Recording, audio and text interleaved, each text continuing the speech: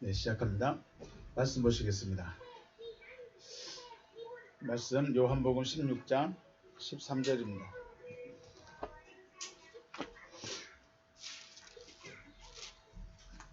요한복음 16장 13절에서 16절 말씀 같이 보시겠습니다. 요한복음 16장 13절에서 16절까지 같이 합독합니다. 시작. 그러나 진리의 성령이 오시면 그가 너희를 모든 진리 가운데로 인도하시리니 그가 스스로 말하지 않고 오직 들은 것을 말하며 장래일을 너희에게 알리시리라. 그가 내 영광을 나타내리니 내 것을 가지고 너희에게 알리시겠습니다. 무릇 아버지께 있는 것은 다 내 것이라. 그러므로 내가 말하기를 내가 내 것을 가지고 너희에게 알리시리라 하였노라. 조금 있으면 너희가 나를 보지 못하겠고 또 조금 있으면 나를 보리라 하시니. 아멘. 다락방 강화 이야기를 나누면서 우리가 기억해야 할 것이 있습니다. 기억해야 할 것은 아직 제자들에게 이루어진 사건들이 아니라는 겁니다. 아직 제자들에게 진리의 성령의 시대를 경험하지 못하고 있기 때문에 실질적으로 말해서 무슨 말인지 못 알아듣는다는 거예요. 가본 적이 없어요. 들어본 적이 없어요. 그런데 실체가 누구예요? 진리 시대의 실체는 바로 그리스도이신 예수의 삶이죠. 성령 시대의 실체는 그리스도 예수의 삶입니다. 그들의 제자들이 그 성령 시대의 삶을 자기가 직접 목격하고 있는데도 자기에게 이루어진 일이 아니기 때문에 그냥 듣고 배운 정도예요. 아, 이렇구나. 아, 이렇구나. 자기 게 아니라는 거예요. 그럼에도 불구하고 주님께서 이렇게 말씀하신 것은 그런 사건이 일어났을 때, 그리고 하셨던 말씀이 생각났을 때 이해가 되고 말씀의 의미를 깨닫게 되게 하시려고 미리 말씀을 해 주시는 것입니다. 이것은 지금의 우리와도 마찬가지죠. 우리가 진리 시대다, 성령 시대다라고 말하지만 정작 그 시대가 어떤 시대인지에 대해서는 우리는 잘 모릅니다. 더군다나 앞에서 말씀드렸듯이 진리 시대의 실체는 누구라고요? 그리스도 예수예요. 진리 시대의 실체는 그리스도이신 예수예요. 우리는 그 예수를 본 적이 없어요. 만난 적도 없어요. 그냥 믿으라 하니까 믿어요. 그분 믿으면 천국 간다니까 그냥 불러요. 안 했으면 좋겠다. 이게 우리의 지금 현 모습이라는 겁니다. 마찬가지죠. 제자들도 마찬가지죠. 자기들이 진리 시대, 제자들은 지금 시대가 변해가는 것, 시대가 바뀌어져 가고 있는 것에 대해서 인지를 못하고 있는데 그 진리 시대의 실체가 예수의 모습으로 나타나셨다라는 것이죠. 그래서 어떻게 될까요? 지금 현재의 믿음에 충실히 살아갈 수밖에 없어요. 이게 우리의 모습입니다. 지금 제자들이 예수 앞에서 나는 죽어도 예수를 부인하지 않겠습니다. 난 죽어도 주님과 함께 죽겠습니다. 죽는 데까지 내가 쫓아가겠습니다. 그게 최선이에요. 그게 전부예요. 실상은요. 죽는데 따라갔을까요? 따라간 자가 없어요. 포도시 베드로가 재판 자리에 가긴 갔어. 근데 거기서 어떻게 했어요? 부인하고 말았죠.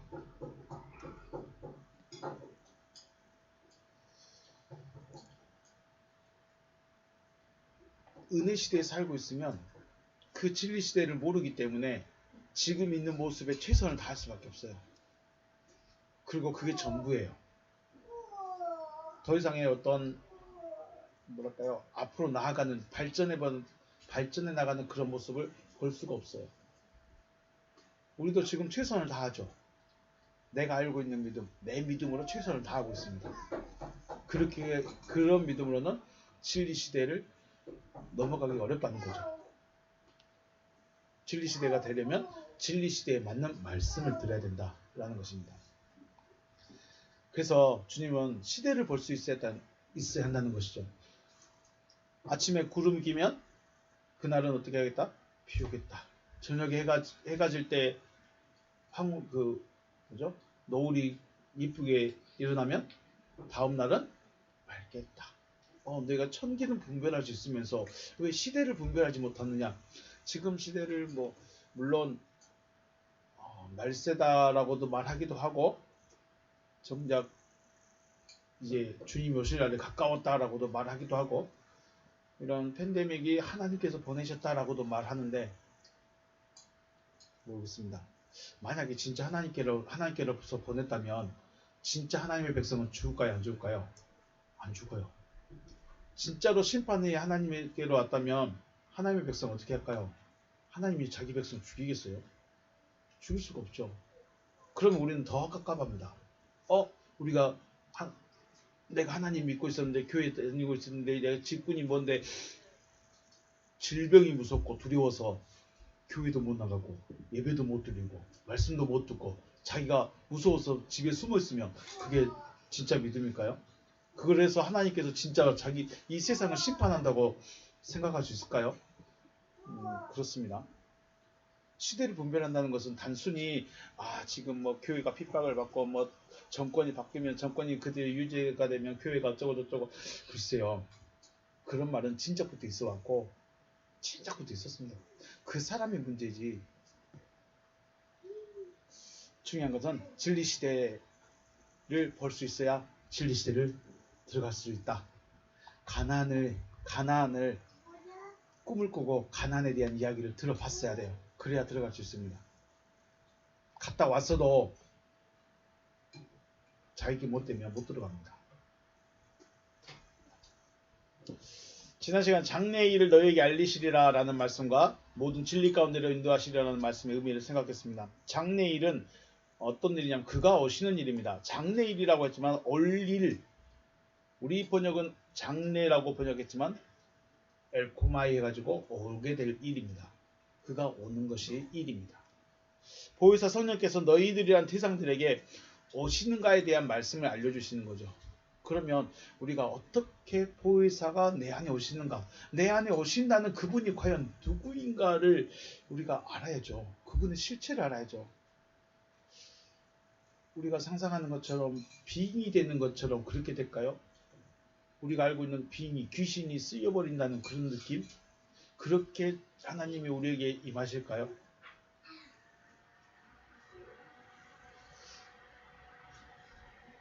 모든 진리가로 인도하신다는 말씀의 의미는 너희들이란 태상들이 말씀이 되게 하신다는 것입니다. 이게 굉장히 중요하죠. 결국은 진리의 성령이 오시는 이유는 뭐냐? 진리의 성령이 누구냐, 어떤 분이냐에 따라서 어떻게 생각하고 있느냐에 따라서 달라집니다. 하나님은 우리를 어떻게 만들고 싶을까요? 말씀 육체로 만들고 싶으신 거죠. 결국은 하나님의 말씀들로 만들고 싶은 거예요. 그래서 이걸 직역하면 말씀이 걸어가신다 이렇게 되는 거예요. 말씀이 걸어가신다. 하나님의 말씀이 걸어가신다 이렇게 돼야 되는 겁니다. 그래서 우리가 그리스도이신 예수를 보고 그냥 예수라고 찍어버리지만은 실상은 말씀이 육신이 되어 우리 가운데 거하신다는 그 말씀이 그겁니다. 말씀이 육신이 되어 우리 가운데 거하신다는 말은 말씀이 육체가 돼가지고 돌아다니는 거예요. 그럼 결국은 말씀이 육체가 되어서 돌아다니는 거예요. 이게 누구였다고요? 그리스도이신 예수. 그럼 우리는요? 우리도 그 모습으로 우리도 그렇게 되어야 된다라는 거 맞습니다. 거죠. 요한복음 17장 17절에서 그들을 진리로 거룩하게 하옵소서. 아버지의 말씀은 진리니이다. 원문에서는 당신의 진리 안에서 그들을 거룩하게 하옵소서. 거룩하게 되려면 어디 안에 있어야 돼요? 진리 안에서 거룩해집니다. 진리 안에서. 그래서 당신의 말씀이 진리입니다. 아버지의 말씀이 진리이시고 이 진리 안에 있으면 거룩하게 되는 것입니다. 거룩하게 된다. 이게 무슨 의미일까요? 레위기서에서 계속 말씀하시는 게 내가 거룩하니 너희도 거룩해라. 그 말은 목소리를 깔고 목에 힘을 주고 예복을 딱 입고 그렇게 하면 거룩해질까요? 그거는 옛날의 모습이에요. 구약에서는 예복을 입어야 돼요. 거룩한 자는. 예봇을 입었어야 돼요. 그런데 지금은요. 어떻게 돼야 돼요? 실체가 되라는 거죠. 실체가. 결과적으로 모든 진리 가운데를 인도하신다는 말씀은 말씀 육체가 되어지게 하시는 것입니다. 그래서 예수 그리스도의 모습이 바로 말씀 육체. 그리스도이신 예수의 모습이 말씀 육체의 모습이다. 그래서 말씀대로 되어진 존재, 즉 하나님의 아들이 되어지게 하는 것이다. 진리의 성령이 오시는 것. 그러면 진리의 성령이 뭘까요? 말씀이 되게 하시려면 뭐가 들어와야 돼요? 말씀이 돼야 되죠. 말씀이 들어오는 겁니다. 어떤 말씀? 로고스 말씀이 아니라 크레마타 말씀이 내 안에 들어오는 겁니다. 그래서 내가 말씀 육체가 되어지는 거죠. 그래서 진리의 성령이 누구신지 그리고 오시는 분이 누구신지 깨닫고 하나님의 아들로 나타나시는 여러분과 제가 되시길 주님의 이름으로 축복합니다. 천국을 간다. 천국이 어떤 장소적인 개념이 아니라 존재적인 개념이죠. 존재적 혹은 상태적 개념입니다. 천국은 내가 되어지는 겁니다. 천국은 내가 어디 가는 게 아니라 내가 되어지는 거죠. 하나님의 나라는 하나님이 통치하시는 것입니다. 그럼 어디서 통치받아야 될까요? 내 육체 안에서 지금 여기서 통치받는 거예요. 여기서 통치받고 영의 세계로 들어가는 거죠. 네. 그래서 하나님이 통치하시는 나라, 통치하시는 저와 여러분 되시기를 바라겠습니다. 14절 말씀입니다. 그가 내 영광을 나타내리니 내 것을 가지고 너희에게 알리시겠습니다. 원문으로 우리 같이 보시겠습니다. 에케이노스 그가입니다. 에케이노스 그가 나를 보시면 목적격으로 되어 있죠. 내 것 해버리면 소유격이 돼버리는데 목적격이죠. 목적격입니다. 에케이노스가 주격이고 에메가 목적격입니다. 그리고 동사가 독사세이 영광을 나타낼 것이다 라고 했습니다. 이거를 나를 나타내는 결국은 그러면 그가 나를 나타내는 거예요. 말씀하고 계신 그분을 나타내는 거예요. 어떻게 나타내느냐? 허티, 에크투, 에모, 렙세타이 위에 기본형을 보면 람바노 되어 있습니다. 람바노는 취하는 거, 취하다 혹은 붙잡다 라는 뜻이죠. 그래서 나의 것을 가지고 내 것으로부터 나를 나타내는 거예요. 그러면 이게 굉장히 중요한 문장인데 카이 아난겔레이 휘민 너희에게 아난겔레이 하겠다는 거예요. 아난겔레이 말할 것이다. 그러면 쉽게 풀어 말씀하면 그가 오면 그가 내 말을 너희에게 전할 것이다 이 말입니다. 그냥 단도직입적으로 탁 말해버리면 내 말을 너희에게 전하는 그가 그다라는 거예요. 네, 이것을 조금 더 깊이 생각을 해보겠습니다. 우리가 먼저 영광을 돌린다. 독사세이라고 되어 있습니다. 독사조 되어 있습니다. 영광을 돌린다는 게 무슨 의미일까? 이걸 알아야 됩니다.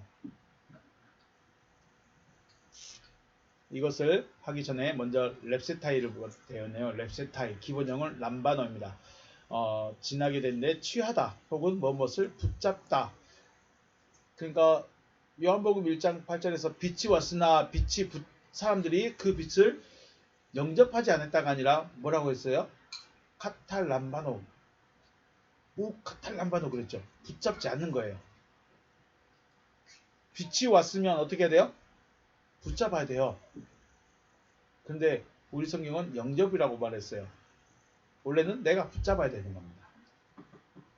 자, 나의 것을 취하는 거죠. 그래서 나의 것을 취하여 무언가를 했을 때 영광이 되는 겁니다. 자, 주님께 영광 돌립니다 한다는 것은 단순히 박수 쳐서 영광이 되는 게 아니에요. 주님이 원하시는 영광은 뭐예요? 우리가 원하는 영광은 성가대가 아주 오케스트라로 빵빵하게 찬양을 하는 게 영광이 될 수 있습니다. 또 내가 온 힘과 마음을 다해서 땀 뻘뻘 흘리면서 봉사해도 하나님의 영광이 될 수도 있습니다. 그죠? 또 내가 있는 거 없는 거 다 모아서 최선을 다해서 최대한으로 헌금을 해서 영광을 돌립니다. 라는 것도 될 수도 있어요. 그런데 중요한 거는 영광을 받으시는 그분이 원하는 게 뭐냐는 거예요. 영광을 받으시는 그분이 원하는 게 뭐냐? 나의 것을 취하여 뭔가를 해야 되는 거예요. 이해가 되십니까? 주님의 것으로 뭔가를 하는 게 주님의 영광이지. 쉽게 말해서 어떻게 표현할까요? 제 아들이 돈을 좀 썼어. 제가 돈이 좀 있어. 그래서 제 아들이 돈을 쓰는데 아버지 돈으로 사업을 시작했어. 그럼 어떻게 돼요? 야, 아버지 돈으로 했다.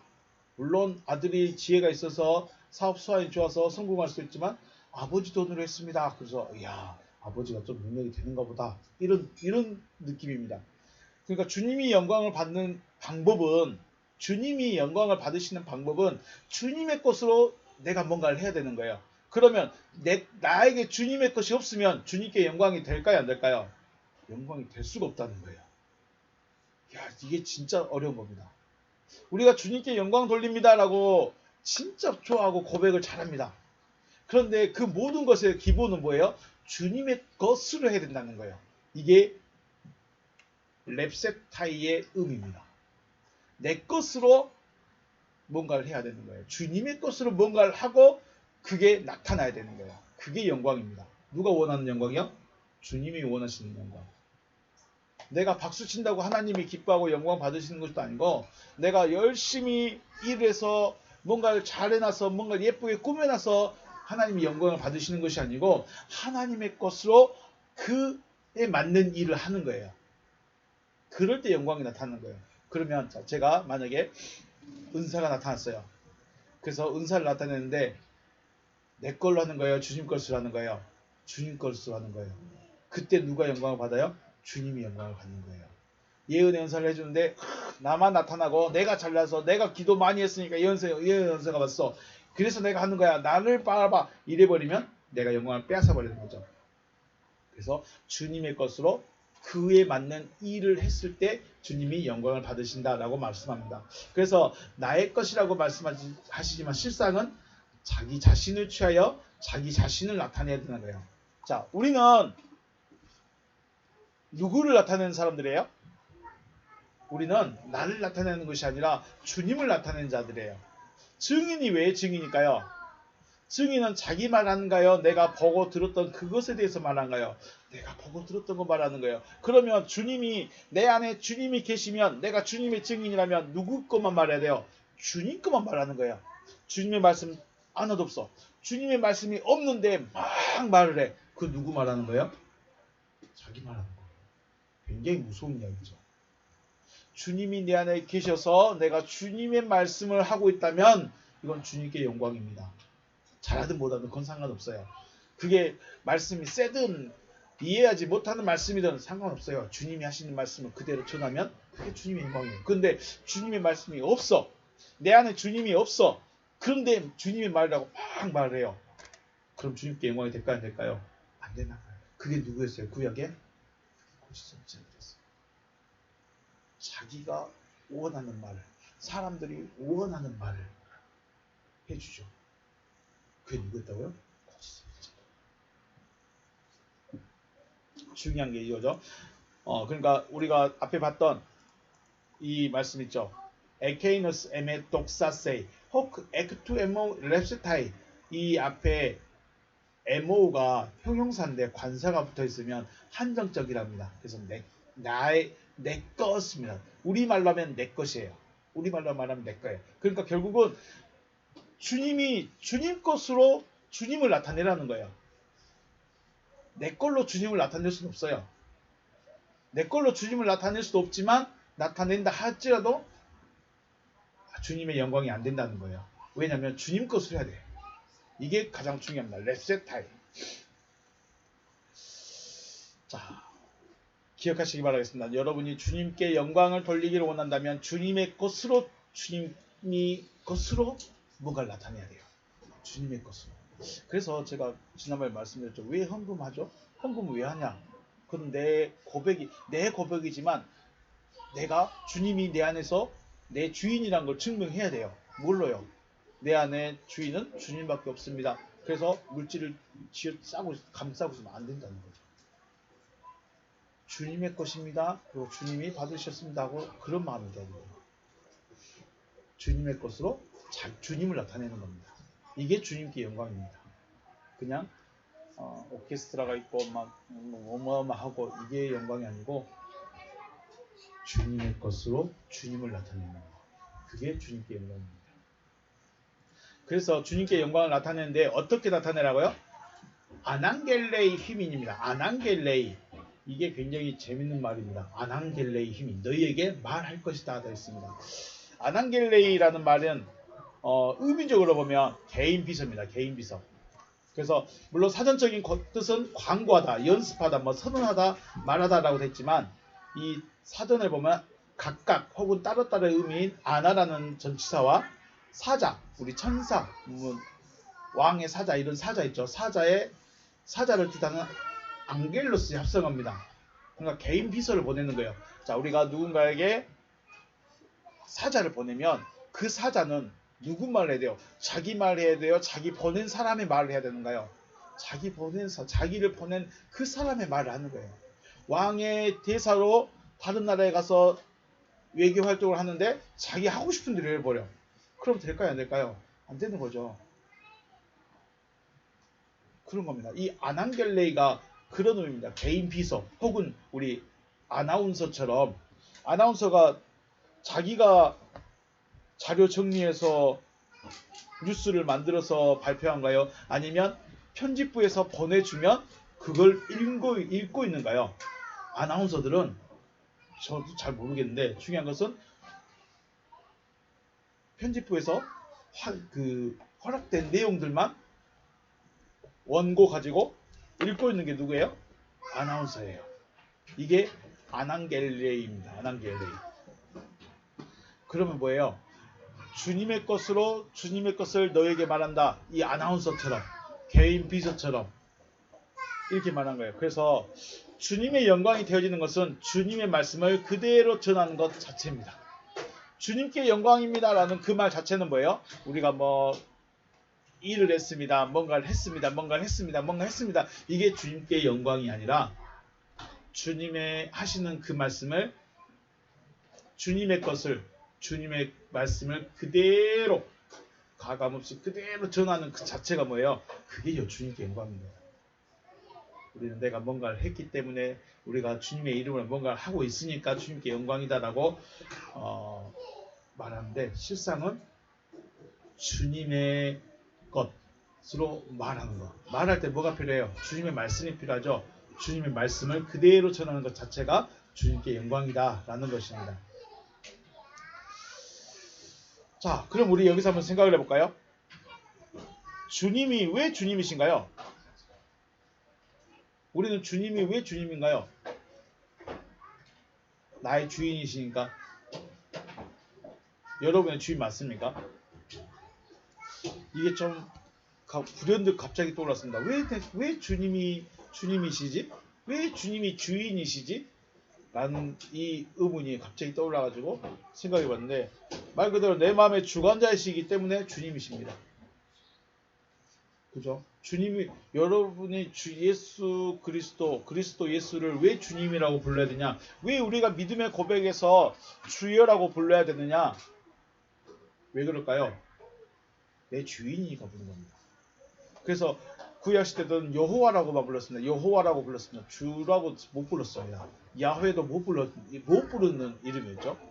그리고 예수 시대 와서 예수라고 불렀습니다. 포도시 제자들만 주여 또는 혹은 어떤 이들을 주여라고 부르긴 했는데 실질적으로 우리가 왜 예수 그리스도를 주님이라고 불러야 될까요? 여러분은 왜 주님으로 불렀죠? 그래서 주님이라고 고백한 자체는 당신이 내 주인입니다 라는 의미입니다. 당신이 내 주인입니다. 그래서 주님을 주님이라 모셔놓고 주님이라 부르고 있으면서 내 마음대로 하고 싶은 대로 하고 있다면 누가 주인일까요? 자, 쉽게 말해서 지금의 저의 모습입니다. 저는 주님을 예수 그리스도를 주님으로 모십니다. 그리고 그분의 말을 전하려고 애를 씁니다. 그리고 그분의 뜻이 이루어지기를 소망합니다. 그런데 나는 어떻게 살아요? 내 마음대로 살아요.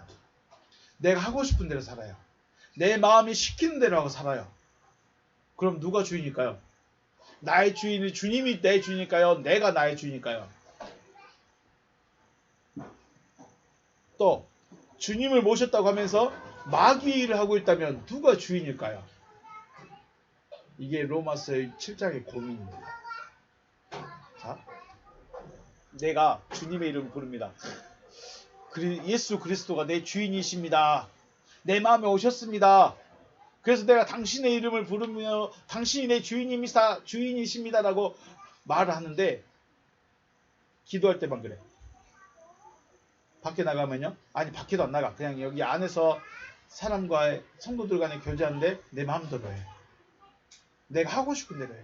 내 마음이 시키는 대로 해.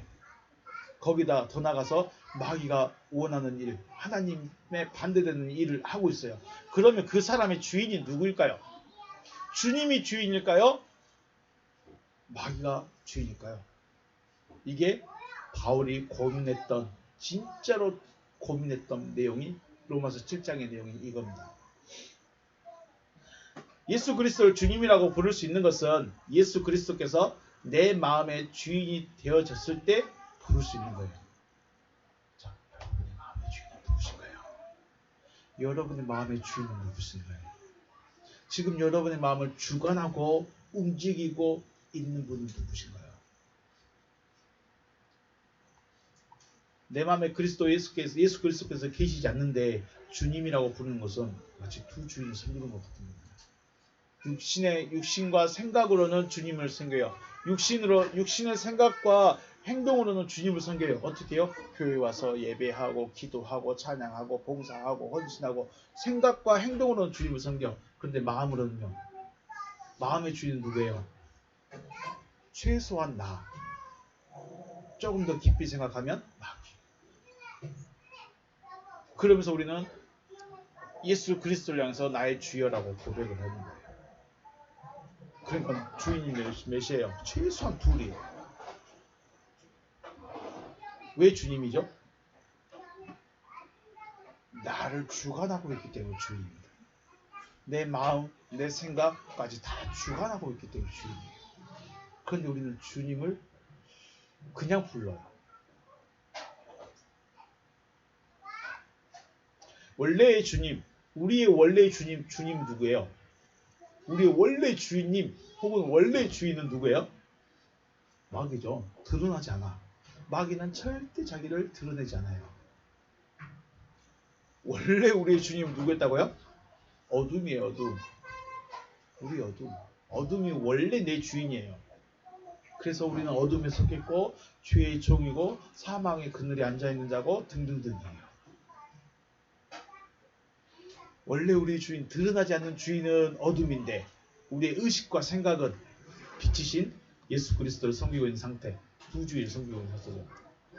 그래서 주님이라 부르긴 하지만 그 주님이 누구이신가를 살펴봐야 돼요. 내 안에 주인이 지금 누구인가? 내 안에 어둠이 주인인데 주님하고 부르고 있으면 누구 부르고 있는 거예요? 어둠 부르고 있는 걸까요? 빛을 부르고 있는 걸까요? 여러분의 생각해 보십시오. 또 내 안에 주인이 있고 내 밖에 주인이 있어요. 주일날 말씀하겠지만 예수는 내 안에 주인이었을까요? 내 밖에 주인이었을까요? 예수는 내 밖에 주인이야. 그러니까 예수 주 앞에 걸어가고 말씀 전하고 있고 기적 행하고 있고 표적 보이고 있으면 나는 그 옆에 따라만 가면 돼. 그리고 열심히만 내면 돼요. 그리고 예수 와 사람 모이세요 이러고만 있으면 돼. 내 마음은 원래 내 마음은요 어둠 그대로예요. 빛이 내 안에 안 들어왔기 때문에 어둠 그대로요. 그냥 빛이 있으니까 그냥 따라만 다니고 있을 뿐이지 내 안은 진짜 나는 어둠이에요.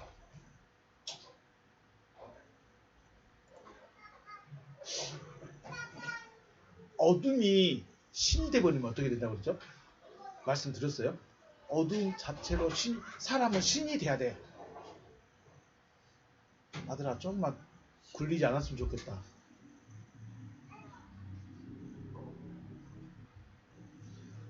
어두움 자체로 사람은 뭐가 돼야 된다? 신이 돼야 돼. 그 신이 우리가 생각하는 영신이나 뭐 귀신신이나 뭐 그런 신이 아니에요. 하나님의 말씀이 되어진 그들이 지난 시간에 수요일날 했습니까? 수요일날 말씀 들으셨습니까? 네, 그거예요. 주님은 우리를 보고 향해서 신이라고 그랬어요. 근데 누가 신이냐? 하나님의 말씀이 되어진 자들이 신이에요. 우리가 예수를 뭐라고 불러요? 하나님의 아들이니까 신이에요, 인간이에요? 물론 신임에서 인간인데 인간임에서 신이다. 뭐 그렇게 그건 우리 신학적인 이야기고 실질적인 그분은 뭐예요? 신이에요. 왜 신이에요? 말씀이 되어진 분이기 때문에 신이에요.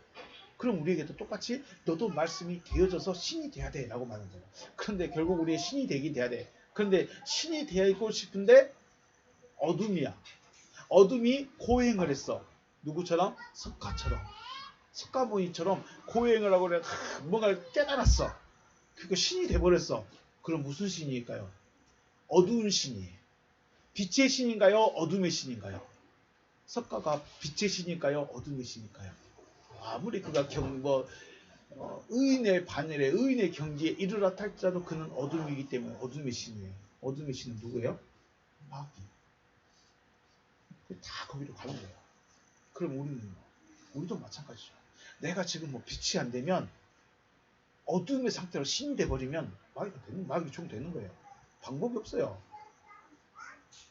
그래서 하나님이 우리에게 뭘 주기를 원하세요? 빛을 주기를 원하죠. 예수 쫓아다닌다고 되는 게 아니라 그 예수를 통해서 내게 빛이 들어와야 돼요. 어디로? 내 안으로. 그래서 내 안의 주인이 빛이 돼야 돼요. 내 안의 주인이 말씀이 돼야 돼요. 그래서 주님께 영광을 돌립니다 라는 말의 진실은 내 안에 계신 주님 곧 예수 그리스도께서 하게 하셔서 하였습니다.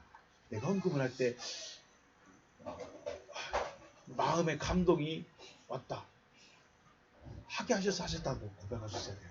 내가 억지로 계산해서 이게 아니라 하게 하셔서 했습니다. 그러면 아무것도 안 남아요. 물론 뭐 기쁨이 오니 뭐 이거 감각적인 거 말고 아깝다. 이거 맞나? 이런 고민이 안 생긴다는 거예요. 근데 그거 없이 하면요. 저도 해봤어요. 저도 많이 해봤어요.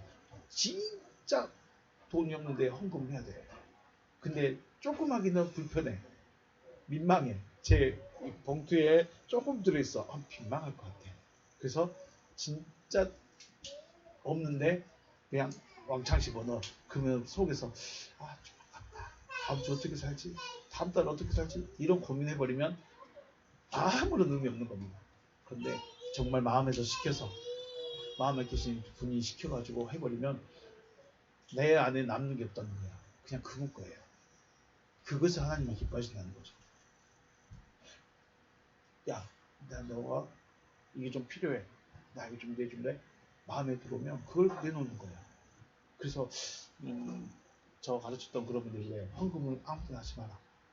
아무렇게나 하지 마라. 왜? 진짜 필요할 때 마음에 주었을 때 마음에 올라왔을 때 그걸로 하라는 거예요. 그런 말씀도 하시긴 하시더라고요. 주님의 것으로 주님께 드립니다. 이게 뭐라고요? 주님께 영광입니다. 자, 그러면 내가 주님의 것이면 내 모든 행적이 다 누가 나타나야 될까요? 주님이 나타나야죠. 내가 주님의 것이면 내 행적 하나하나, 말투 하나하나 이게 다 주님이 나타나야 돼요. 그런데 안 나타나. 어쩔까? 누가 주인이에요? 내가 주인이에요. 내가 주인이에요. 이래서 지금 우리가 믿음 생활을 하긴 하는데 전혀 다른 방향으로 가고 있었다는 거예요. 주여 부르고 있는데 내 마음은 내가 하고 싶은 대로 해. 나는 주님의 것입니다 라고 말해놓고 주님의 모습이 전혀 안 나타나. 그런데 말과 기도는 주님께 영광입니다. 이래요. 어떻게 얘기해야 될까요? 뭐가 정답일까요? 생각해 보셔야죠. 다시 한번 주님께 영광 돌립니다 라는 말은 내 안에 계신 주님이 누가 돼요? 내 안에 계신 주님부터 바뀌어야 돼. 내 안에 계신 주인부터 바뀌어야 돼. 내 안에 계신 주님이 예수 그리스도셔야 돼. 빛이셔야 돼. 말씀이셔야 돼. 그래야 그분이 나타나는 거예요. 자, 우리가 지금 쉽게 아주 그냥 단도직입적으로 직설적으로 표현해서 우리가 하고 있는 것이 진짜로 하나님이 하라고 해서 하는 걸까요? 마귀적인 것들 더 많이 할까요? 우리 생각해 봐야죠. 그냥 있으면 안 되겠더라고요. 이게 정말 그렇습니다. 내 주인이 시키는 것을 했을 때 그 주인이 영광을 받는 겁니다. 종이 일을 아무리 열심히 잘해도 누가 영광을 받아요? 주인이 영광을 받아요. 아들이 겁나 공부를 잘하는데 누구도 같이 칭찬을 들어요? 부모님도 같이 칭찬을 들어요. 아들이 진짜 착해요. 그런데 누구까지 칭찬을 받아요? 칭찬을 들어요? 부모까지. 마찬가지입니다. 내가 하나님의 종이면 하나님의 것이면 하나님의 모습이 하나님의 행동들이 나타날 수밖에 없다. 그런데 문제는 그게 안 나타나는 게 문제죠. 내 삶에서.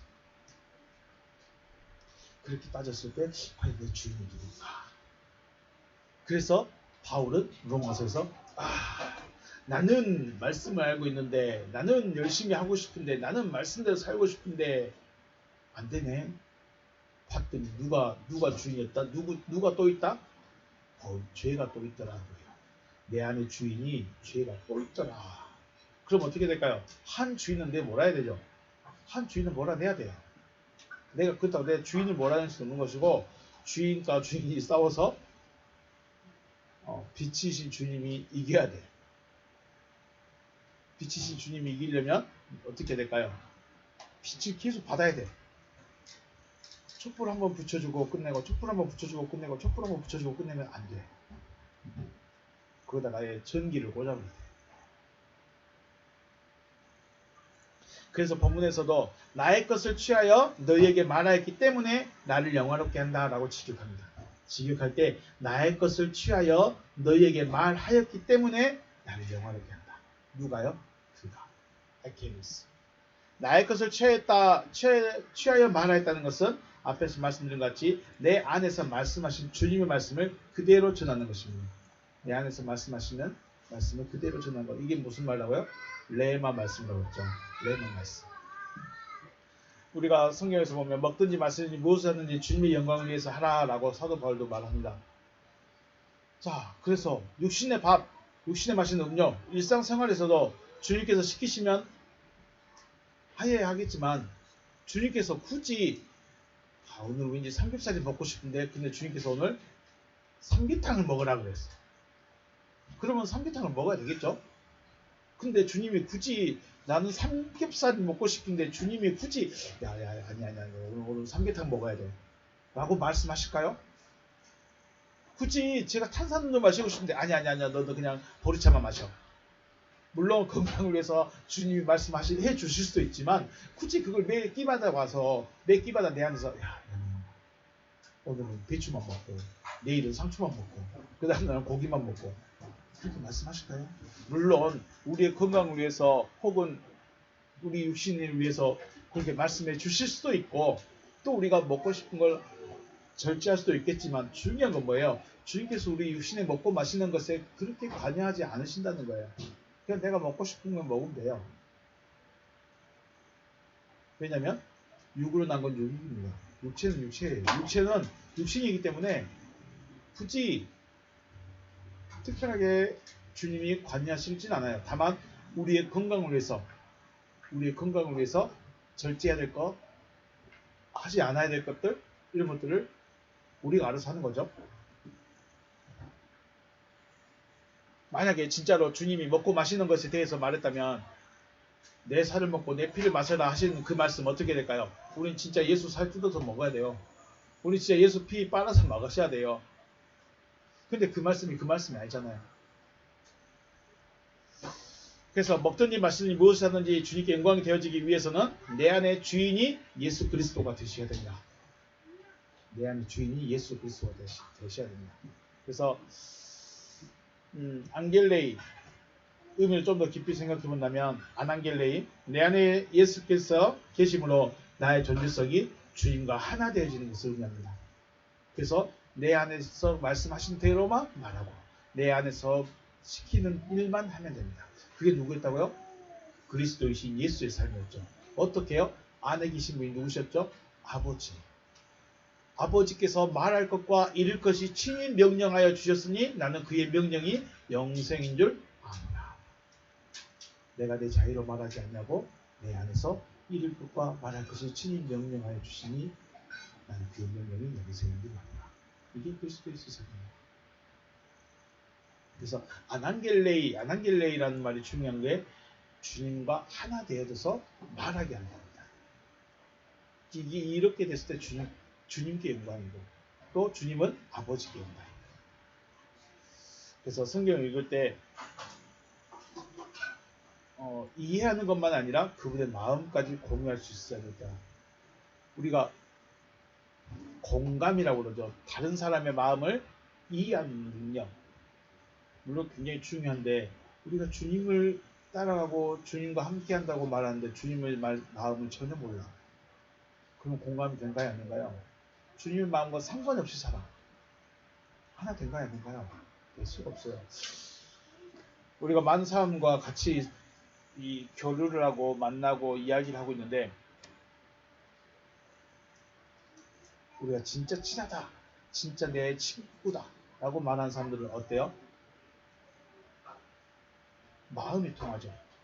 마음이 통해요. 요즘에 아내하고 이야기할 때 좋은 것 중에 한 가지가 공유하고 있다는 거예요. 아이 양육하는 데 있어서 의견에 같이 공감하고 공유하고 의견이 대립이 물론 대립되는 의견이 없다는 것이 아니라 같이 소통이 되고 이해가 되고 하나가 될 수 있어요. 그런데 그렇지 않은 부부들이 더 많겠죠. 아이들 양육하는 데 마찬가지입니다. 신앙생활하는데 마찬가지입니다. 한 하나님을 섬기는데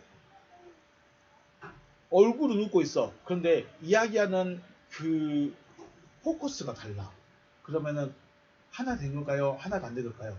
하나가 안 된 거예요. 같은 교회에 있는데 하나님에 대한 포커스가 달라. 한 하나님을 섬기는데 포커스가 달라. 주님을 공유하지 못한 거죠. 저와 여러분 주님을 같이 공유하시길 주의 이름으로 축복합니다. 네.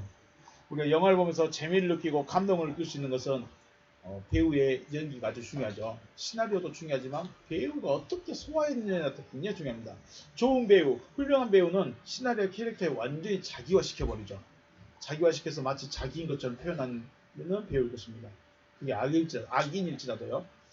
그래서 우리가 주님께 영광을 돌리기 위해서는 주님의 마음을 느낄 수 있어야 되고 알 수 있어야 주님 자체를 그대로 전할 수 있습니다. 주님을 사랑하는데 주님이 뭘 원하는지를 몰라. 결국은 아난겔레이라는 말은 무슨 말입니까? 내가 주님과 하나가 되어서 주님의 마음을 그대로 어떻게 해요? 전해주는 거예요. 이게 아난겔레이입니다. 그때 그대로 전했을 때 주님께 영광이 된다. 그게 주님이 받으시는 영광이다 라는 것입니다. 주님께 영광 되기를 원하십니까? 그러면 주님의 마음을 알아야 돼요. 주님의 마음을 알아서 그대로 전해줘야 돼요. 내 거 들어가면 안 돼요. 내 사상이 들어가도 안 되고 내 철학이 들어가도 안 돼요. 주님의 마음을 그대로 전해야 돼요. 그럴 때 주님이 영광 받으신다. 그러므로 주님께 영광의 기초는 주님이 주님 되셔야 합니다. 여러분의 주님은 누구십니까? 여러분의 주인은 누구십니까? 주님이 주인 되시기를 주의 이름으로 축복합니다.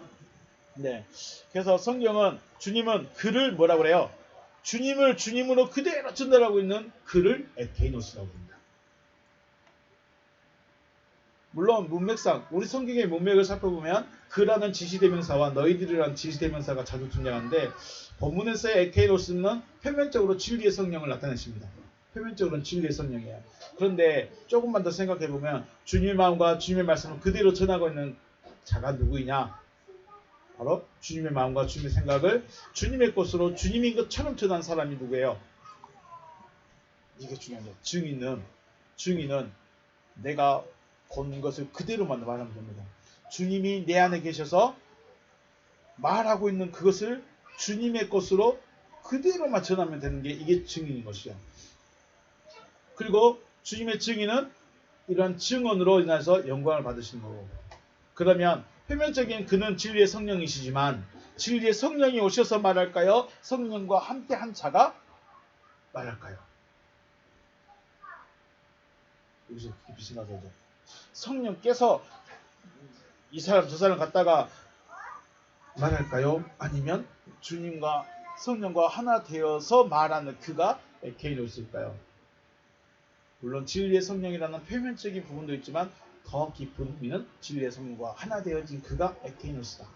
진리를 말하는 자, 곧 말씀이라는 거죠. 결국 뭐냐? 주님은 지금 이 진리의 성령에 대해서 말씀하시면서 너가 에케이노스가 되어야 된다. 너가 에케이노스가 되어야 된다. 그가 되어야 된다. 그리고 진리의 성령이신 에케이노스에 의해서 에케이노스가 되는 겁니다. 이게 지금 요한복음 16장 13절 14절을 말씀하시는 것입니다. 진리의 성령이신 에케이노스를 통해서 내가 에케이노스가 되어야 되는 것. 15절 말씀입니다. 무릇 아버지께 있는 것은 다 내 것이라. 그러면 내가 말하기를 내가 내 것을 가지고 너희에게 알리시리라 하였노라. 이제 14절 말씀에서 하셨던 말씀을 좀 더 보충합니다. 판타 포사 에케이 어 파텔 에마 에스틴. 아버지께서 가지고 있는 모든 것이 우리의 것이다 라고 디아투토 에이폰 내가 말했다. 아버지 것이 다 우리의 것이다 라고 내가 말했다는 거죠. 허티 에크투 에마우 랩세타이. 나의 것을 취하였기 때문에 카이 아난겔레이 히민. 너에게 말할 것이다. 그가 나의 것으로부터 취하여 너에게 알릴 것이기 때문이다. 15절 말씀은 14절에 연결된 말씀으로 주님께서 어떻게 아버지께 영광을 돌리고 있는가 라고 나눈 것에 대해서 말씀하십니다. 주님께서 하신 모든 것은 누구의 영광이에요? 아버지의 영광이에요. 왜요? 아들이에요. 아들이 하는 모든 것은 아버지의 영광입니다. 그런데 중요한 것은 이 아들은 누구 걸 가지고 쓰는 거예요? 지금 자기 걸로 쓰는 게 아니라 아버지 걸로 하고 있는 거예요. 그리스도이신 예수는 자기가 능력이 많아서 자기가 신이기 때문에 자기가 하나님이기 때문에 자기 걸로 한 것이 아니라 누구 걸로 했다고요? 아버지 걸로. 아버지가 말하는 거 그대로 말했어요. 아버지가 하라고 하시는 그대로 말했어요. 그랬더니 아버지께 영광이다 라고 말씀하시는 것입니다. 주님은 아버지 것으로 아버지를 나타내고 있기 때문에 아버지께 영광이다 라는 것입니다. 구약시대에는 점 높고 흠 없는 황소나 염소를 드려야 했습니다. 말 그대로 하나님께 제사를 드리는 것이나 영광을 돌린다는 것은 내가 직접적으로 행할 수가 없었어요. 자, 제사를 드리는데 내가 들어갈 수 있을까요? 못 들어갈까요? 저희는 일반 백성들은 행하게 못 들어갑니다. 그냥 제사장이 와서 당신이 재물 가져와서 그 재물 가지고 갈 뿐입니다. 나는요, 제사 끝날 때까지 그 밖에서 그냥 가만히 서 있는 거예요. 물론 기도할 수도 있고 뭐 경건하게 무릎 꿇고 앉아서 기다릴 수도 있겠죠. 결국은 하나님께 영광이 되는 제사를 위해서 내가 할 수 있는 건 있어요? 없어요? 없어요. 누가 다 해요? 제사장이. 그냥 하나님이 내가 받았다 인정만 해줄 뿐이에요. 그런데 제사장이 타락하고 하나님 보시기에 악하면 하나님께서 재물을 흠양하지 않는다는 거죠. 재물을 흠양했는지 안 했는지 나는 알까요? 모를까요? 나도 몰라. 구약시대 때는 내 재물이 흠양이 됐는지 하나님이 내 삶을 받으셨는지 몰라. 하지만 이제는 내가 직접 주님께 영광 돌릴 수 있는 거죠. 내가 직접 하나님께 영광이 되는 겁니다. 그래서 내가 직접 해야 됩니다. 목사님이 거룩하시니까 됩니다. 목사님이 말씀하니까 됩니다. 목사님만 따라가면 될 것 같으면 안 됩니다. 자기 거는 누가 드려요? 자기가 드리는 거예요. 하나님께 영광은 자기가 드리는 겁니다. 그래서 하나님의 영광이 되고 주님의 영광이 되려면 주님의 것을 주님의 것으로 나타내야 돼요. 주님의 것을 가지고 와서 내가 주님의 것을 그대로 나타내야 돼요. 이게 주님의 영광, 주님께 영광입니다. 그래서 주님의 것이 내 안에 들어와야만 돼. 주님이 내 안에 들어와야만 내가 주님 것을 그대로 내놓을 수 있는 겁니다. 창세기 1장에서 궁창에 해와 달과 별이 계셨죠. 물론 물리적으로 실제적인 빛은 누구밖에 없어요? 해밖에 없어요. 달도 빛이 안 내요. 물론 별은 빛이 날 수 있는 폭발하면서 빛이 날 수도 있겠죠. 근데 실질적으로 우리가 알고 있는 것은 해밖에 없지만 음력으로는 달과 별도 빛이 난 존재로 설명하시죠. 이것은 받은 은혜의 크기의 정도로 이해하시면 될 것 같습니다. 해와 같이 빛난다는 것은 그 은혜가 엄청나게 큰 은혜를 받았다는 거예요. 물론 달도 빛이 나기 때문에 빛의 존재로 봤을 때 영광이 있는 것이고, 별도 마찬가지고. 중요한 것은 많이 받았으면 어떻게 돼요? 많이 내놔야 돼. 조금 받았으면 조금만 내놓으면 돼요. 그래서 별의 영광이 따로 있고, 달의 영광이 따로 있고, 해가 영광이 따로 있고, 해와 달과 별의 영광이 다르고, 별과 별의 영광도 다르다. 그게 뭔 말이냐면 받은 대로 내놓는 겁니다. 그래서 많이 받았으면 많이 내놔야 돼요. 주님의 것을. 여러분이 나 조금밖에 못 겠다 해서 뭔 모르겠어. 그래서 그런데 내가 알고 있는 건 내가 말할게. 이것만 해도 주님께 영광이 된다는 거예요. 주님의 것으로 나타냈기 때문에. 중요한 것은 받은 것을 그대로 내어놓을 수 있어야 된다. 여러분 내놓고 계신가요? 내놔야 돼요.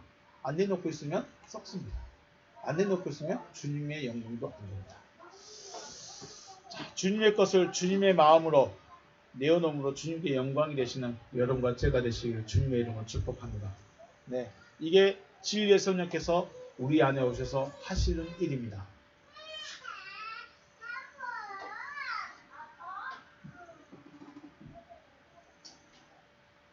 주님의 영광이 되시길 다시 한번 주님의 이름 축복하며 오늘 여기서 마치겠습니다. 수고하셨습니다.